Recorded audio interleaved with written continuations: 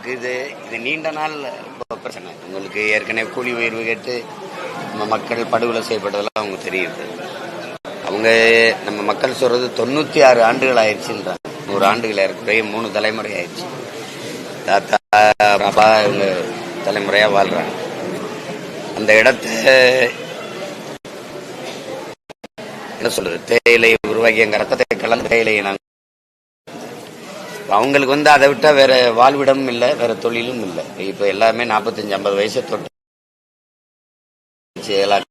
எல்லாம் இவங்கள வெளியேற்றி கீழே அடுக்ககத்துல குடியிருப்பு தர்றோம், வேற வேலைக்கு போங்க, ஆடு மாடு தர்றோம்லாம். அது சரியா ஒரு அரசுக்கு சொந்தமான ஒரு இடம், காலங்காலமா வாழ்ந்து வந்த அந்த மக்கள், அந்த மக்களுக்கு அவங்க வாழ்றதுக்கு அந்த வாழ்விடத்தை விட்டுட்டு அவங்க சொல்றது ஒரு சுற்றுலா தலம் அமைக்க போறது. அதுக்கு குடிகளை வெளியேற்றிட்டு சுற்றுலா தலம் அமைக்கணும்னு யாரும் ஒன்றும் கேட்கல. டாஸ்மார்க்க நடத்துற அரசு தேயிலை தோட்டத்தை நடத்தாத மக்களுக்கு வாழ்வாதாரத்துக்கு கொடுக்குது. அவங்களுக்கு ஆளுக்கு ஒரு 2 ஏக்கரை கொடுத்து நீங்களே பொழைச்சிக்கிறீங்கன்னா தேயிலை இல்லைன்னா கூட ஏதோ கத்தரிக்காய் தக்காளியை பயிரிட்டு அது பொழைச்சிப்பாங்க. அப்படியே சுற்றுலா தலம் வந்தா நீங்க ஒரு பக்கம் அவங்க வாழ்விடத்தை விட்டுட்டு மீதி இடத்துல பண்ணுங்க. அவங்க ஒரு கடையை ஏதோ வச்சு ஏதோ உணவகமா ஏதோ வச்சு பொழைச்சிப்பாங்க. அதுல 4 பேர் வாகனம் ஓட்டி கூட அதை சுற்றுலா பயணிகளை ஏற்றி கொண்டு போக வர இறக்க அந்த மாதிரி ஏதாவது வேலையை செஞ்சு பொழைச்சிப்பாங்க.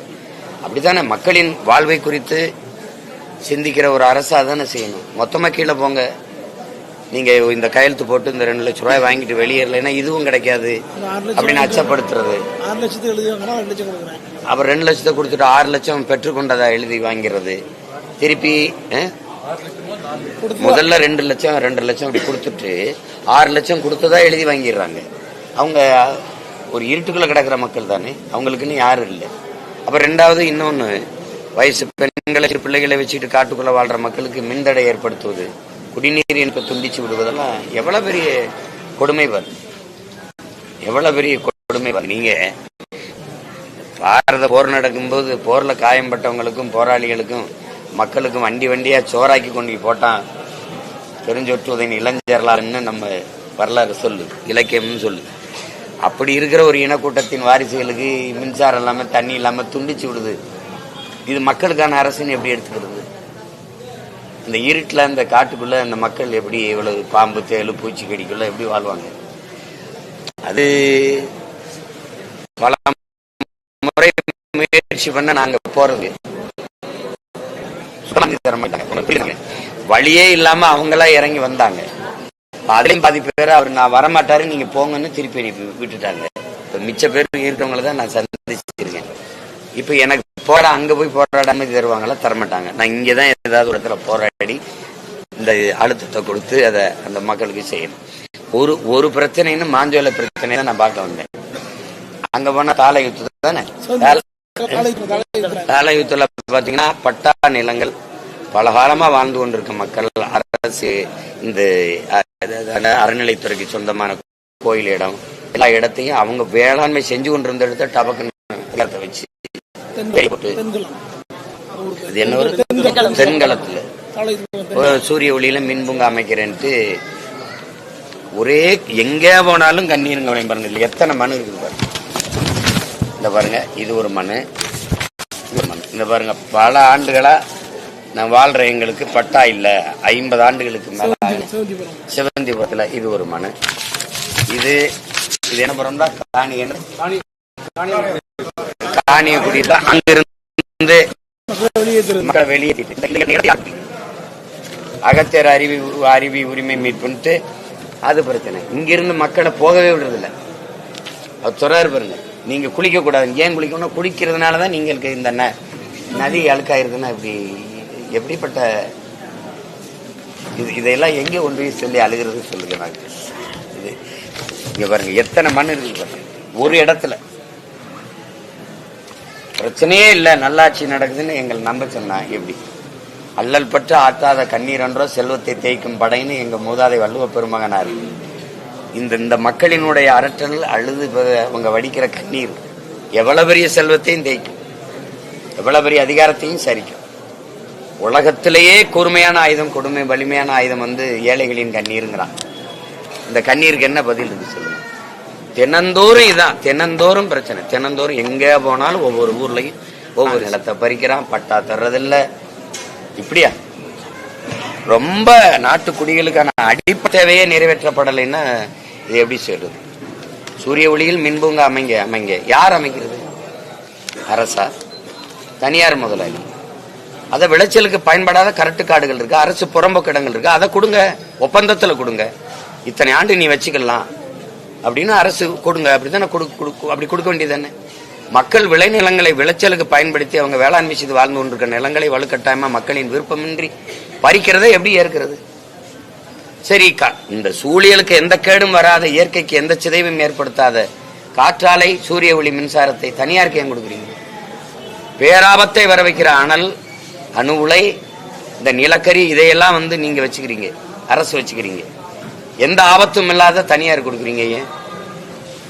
அவன் ஒரு அலகு மின்சாரம் 7 ரூபாய்க்கு விற்கிறான். அதான் ஏன் தமிழ்நாடு அரசுக்கு ஒரு யூனிட் மின்சாரம், ஒரு அலகு மின்சாரம் 7 ரூபாய்க்கு விற்கிறார்.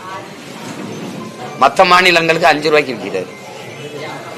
எப்படி இருக்கு பாருங்க. நீங்க 20 கிராமத்தை காலி பண்ணி 5000 ஏக்கரை கொடுத்துட்டு நிலத்தடி நீர் எவ்வளவு வேணாலும் அந்த தகடை கழுவுறதுக்கு நீ எடுத்துக்கலாம்னு ஒப்பந்தம் போட்டுட்டு எனக்கு வேலைன்னா என்ன வேலை?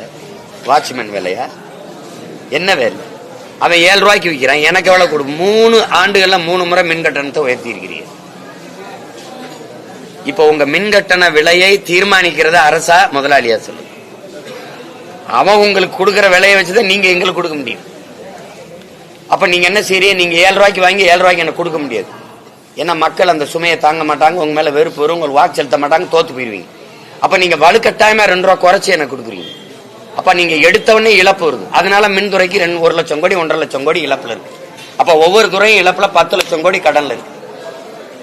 அப்ப இது என்ன நல்லாட்சி? நீயே கடன்கார பைய அரசு 10 லட்சம் கோடி கடனை வச்சுக்கிட்டு இப்ப எதுக்கு குடும்ப அட்டைக்கு 1000 ரூபாய் 25 இருந்து யாரு கட்டது? அப்ப 2026 தேர்தல் வருது. ஜனவரியிலிருந்து கொடுக்க ஆரம்பிச்சீங்கன்னா ஒரு ஓட்டுக்கு 1000 ரூபாய், 12,000 கொடுக்குறீங்க ஒரு ஆண்டுல. ஒரு ஓட்டுக்கு 12,000 கொடுக்குறீங்க. தமிழ் மகனுக்கு 1000 அப்படின்னா ஒரு ஓட்டுக்கு 18,000 கொடுக்குறீங்க. அது ஓட்டுக்கான காசு தானே? இல்ல நாட்டு மக்களின் நல்வாழ்வுக்கு எதிர்காலத்துக்கு கொடுக்கப்படுறதா? எதுக்குமே காசு இல்ல, நிதி சுமை இருக்கு, பற்றாக்குறை இருக்குங்கிறீங்க, நிதி வளமை இல்லைன்றீங்க. அப்ப இதுக்கு மட்டும் எங்க இருந்து காசு வருது? ஆசிரியருக்கு சம்பளம் கொடுத்துட்டீங்களா சொல்லுங்க. தஞ்சை தமிழ் பல்கலைக்கழகத்தில் பேராசிரியருக்கு சம்பளம் போட முடிஞ்சுதான்? 6 மாசத்துக்கு மேல சம்பளம் கொடுக்காம எவ்வளவு இருக்கா? மருத்துவருக்கு கொடுக்க முடியல, பழைய ஓய்வூதியத்தை கொடுக்க முடியல, காசு இல்ல. அரசு அரசு அரசு பணியாளர்கள் ஏன் 58 வயசுல ஓய்வு பெற்றவர்கள் 60 வயசாச்சு? அவன் ஓய்வு பெற்றா ஓய்வூதியம் கொடுத்த காசு இல்ல, அதனால 2 வருஷத்தை நீட்டிக்கிறீங்க. அதனால படிச்சுட்டு இருக்கிறவன் உடனே வேலைக்கு வர முடியல, அவன் 2 வருஷம் காத்திருக்க வேண்டியது இருக்கு. எவ்வளவு சிக்கல் இருக்கு பாருங்க. அப்ப ஓய்வு பெற்றா ஓய்வூதியம் கொடுக்க காசு இல்ல, இந்த ஓட்டுக்கு 1000 கொடுக்க எப்படி காசு வருது? அது அங்கீகரிச்சு கொடுக்குது. ஒரு குடும்ப அட்டைக்கு 1000 முதல்ல தகுதி பார்த்து கொடுக்குறேன். நீங்க இப்ப தகுதி கிடையாது, ஒண்ணும் கிடையாது, நீ 1000 வச்சுக்க அப்படின்னா எப்படிப்பட்ட நிர்வாகம், எப்படிப்பட்ட ஆட்சி முறை இது? பிரச்சனைகளோடும் கவலைகளோடும் கண்ணீரோடும் வாடிய முகத்தோடும் என் மக்கள், இதுக்கு என்ன தீர்வு இருக்கு? அவங்க ஒண்ணும் கேட்கல. எங்க வாழ்விடத்துல எங்களுக்கு கொஞ்சம் கொஞ்சம் வாழ்விட இடத்தை கொடுத்துருங்க, அந்த இடத்துல நாங்க பொழைச்சுக்கிறோம். நீ சுற்றுலா தளம் போடு, இல்ல என்னத்தையோ போடு, அதிலே கொடுத்துட வேண்டியதானே அவங்கள. மலையில வாழ்ந்த மக்களை கீழே வாங்குறது, இது என்னது? இது காட்டு விலங்கு நாட்டு விலங்கா மாத்தின காலம் அது. பல தலைமுறை அங்க வாழ்ந்த மக்கள் அந்த சூழியலுக்கு பழகி போன மக்களை கொண்டு வந்து கீழே இறங்கி நில்றான்னா எப்படி முடிவு? இப்ப எனக்கு இந்த மாசம் முழுக்க வேலையா இருக்கனால இறுக்கமான வேலை எனக்கு. எங்க தலைவர் பிறந்த நாள், எங்கள் மாவீரர் தினது வருது, எனக்கு அழுத்தம் இருக்கும் இந்த மாசம் முழுக்க. ஜனவரி டிசம்பர்ல போராடுவேன். ஒன்னு மேலே சந்திக்க போட மாட்டீங்க, இந்த எல்லையில நின்று போராடுவேன். வேற என்ன எங்களுக்கு இருக்கிற ஒன்று போராட்டத்தை தவிர எங்களுக்கு வேற வழி கிடையாது. அப்ப போராடுவேன்.